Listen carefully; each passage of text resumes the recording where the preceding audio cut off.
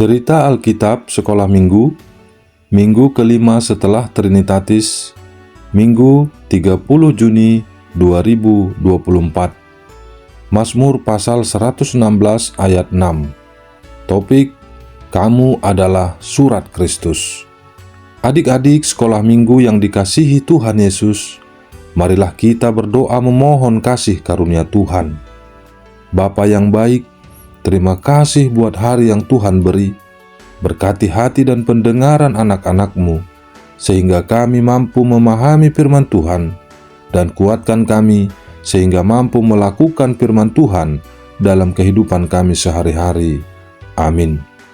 Adik-adik sekolah minggu, marilah kita membaca firman Tuhan yang diambil dari kitab Mazmur pasal 116 ayat 6. Beginilah firman Tuhan. Tuhan memelihara orang-orang sederhana. Aku sudah lemah, tetapi diselamatkannya aku. Demikian pembacaan firman Tuhan.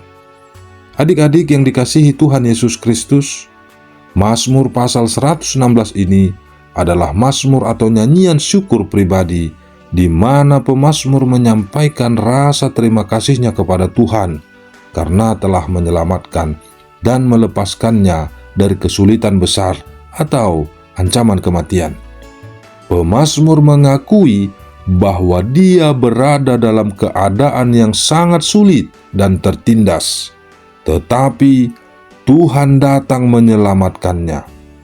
Hal ini mencerminkan tema utama dari mazmur ini, yaitu keselamatan dan penyelamatan yang diberikan oleh Tuhan kepada mereka yang berseru kepadanya dalam kesulitan. Sehingga mazmur ini telah menjadi sumber inspirasi dan penghiburan bagi banyak orang yang merasa berada dalam kesulitan dan membutuhkan pertolongan ilahi. Adik-adik, apa pesan firman Tuhan bagi kita saat ini? Bagaimana kita bisa menerapkan kebenaran ini dalam kehidupan kita sehari-hari? Yang pertama, rendah hati dan bergantung pada Tuhan. Adik-adik, marilah kita belajar untuk hidup dengan rendah hati, menyadari keterbatasan kita, dan bergantung sepenuhnya pada Tuhan dalam setiap aspek kehidupan kita. Kita tidak boleh sombong, angkuh, dan egois, melainkan kita diajak agar senantiasa rendah hati, sebab Tuhan sangat mengasihi anak-anak yang rendah hati. Yang kedua, percaya pada pemeliharaan Tuhan. Adik-adik, ketika kita menghadapi masalah atau kesulitan, ingatlah bahwa Tuhan memelihara orang-orang yang sederhana. Berserulah kepadanya dengan iman, dan percayalah bahwa Dia akan menyelamatkan kita. Apapun masalah dan persoalan adik-adik, serahkanlah segalanya kepada Tuhan, sebab Dia adalah Allah yang kuat, Allah yang tangguh, menolong segala persoalan dalam hidup kita. Yang ketiga, bersyukur dalam segala hal. Adik-adik, seperti pemazmur yang bersyukur atas penyelamatan, kita juga harus belajar untuk senantiasa bersyukur kepada Tuhan dalam segala hal, baik dalam kesulitan maupun dalam berkat.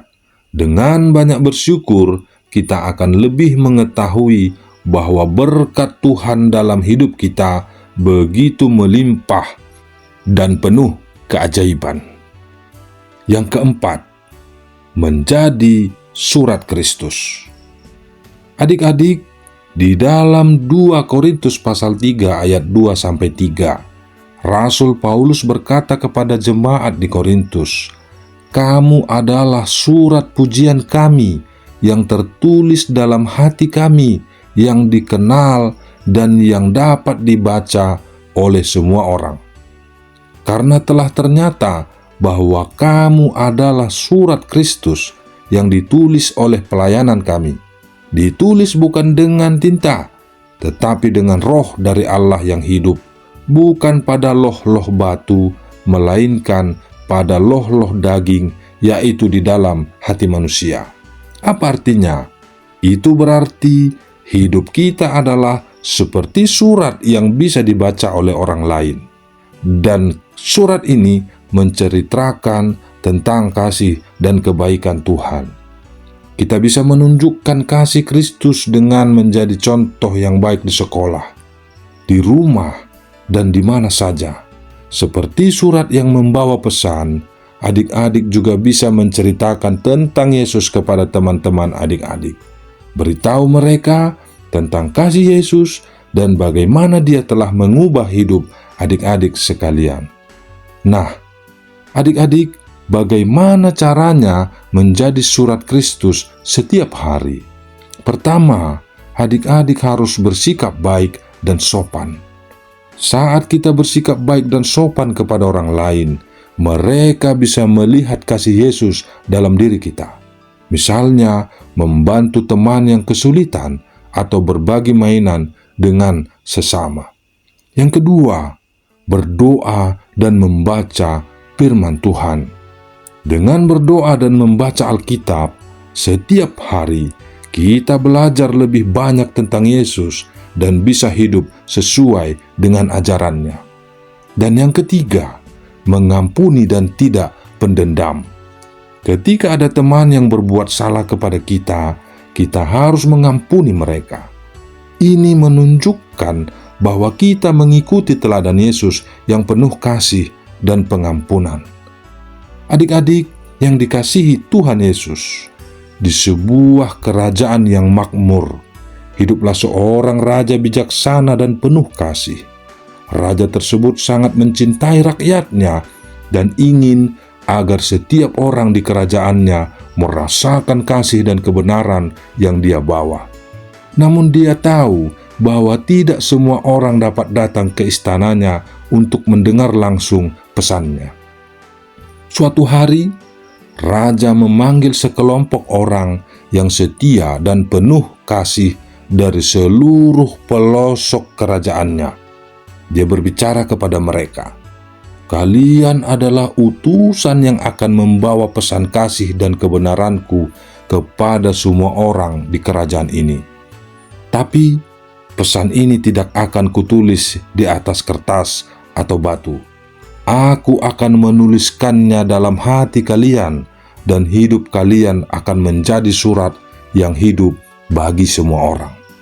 Raja kemudian mengajarkan kepada para utusan ini tentang kasih, tentang keadilan, tentang kebaikan dan kebijaksanaan.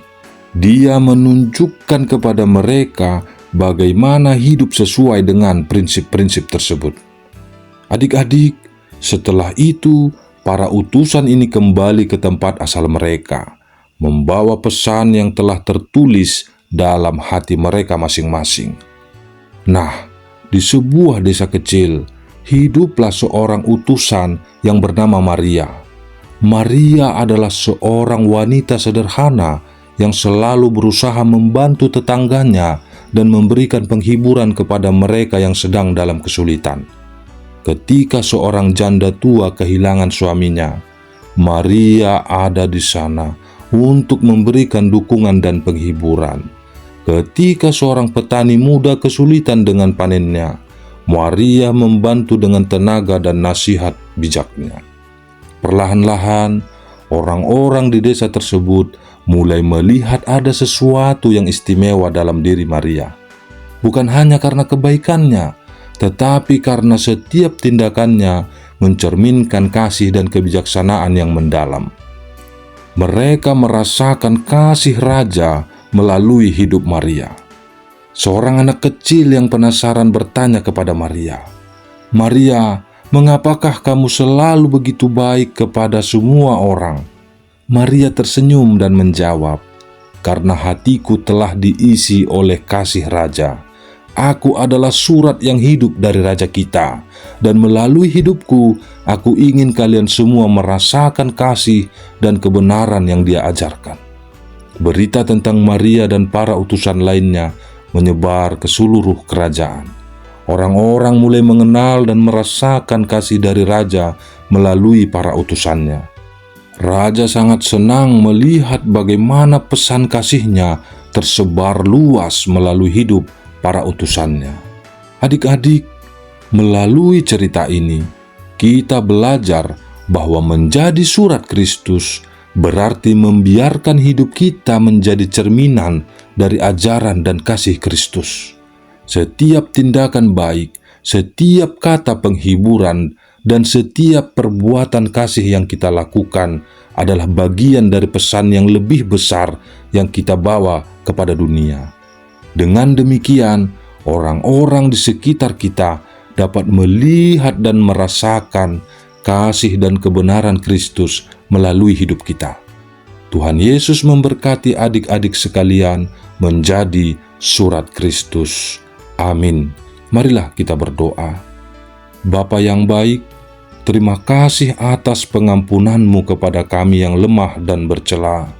Tolonglah kami untuk menjadi surat-Mu yang hidup, sehingga orang lain bisa melihat kasih-Mu dalam hidup kami. Ajari kami untuk mengasihi, bersikap baik, dan menjadi contoh yang baik bagi semua orang. Hanya di dalam nama Anak-Mu, Tuhan Yesus Kristus, kami berdoa dan mengucap syukur. Amin.